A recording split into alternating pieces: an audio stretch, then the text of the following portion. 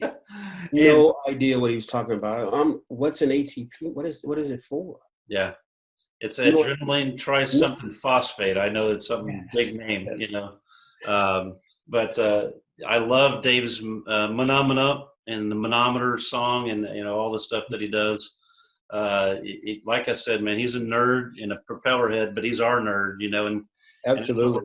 that's what we're trying to do is get the word out. It seems like I don't have to convince you that Dave's training is a little different and unique. Um, So so whenever I look at and I hear multiple students that have taken his course say that it's game changing, it's really the funniest one. A guy named Jason out of Virginia that took his course. Man, this guy's got a personality. I couldn't even fit him in the screen. His personality was so big. And he said that David's course complicated his life. And he just cracked up and he goes, that's the only way I can explain it. And he goes, I now walked onto a site and I knew that I was held accountable now to a different standard. Would you agree with that? 100%. Yeah. 100%. Tell me what learning the ATP meter, just that one thing, and he also going into moisture mapping. Have you learned how to moisture map and do all those things that can help the insured? Yeah, absolutely. Being able to understand water, the travel of water, looking for different things, understanding, having a better understanding of the S500, if you will. Hmm.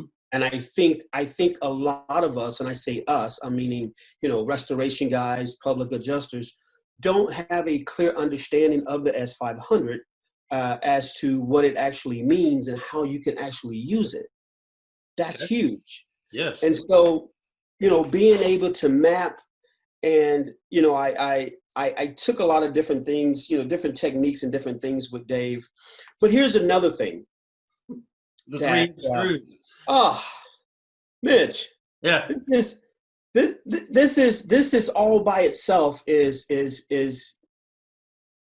unbelievable. I am currently right now working a claim.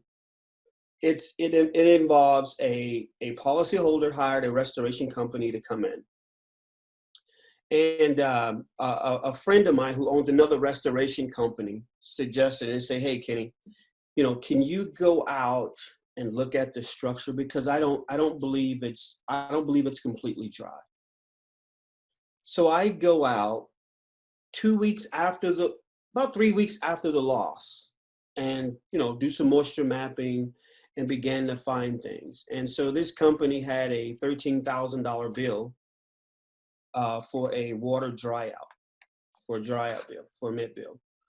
And I go out and I was able to obtain readings as high as, you know, um, 62% moisture content, and throughout the different parts of the building in itself, the property in itself, and tons of mold growth Mm. in wall pockets in Wow. different areas. Wow. Unbelievable.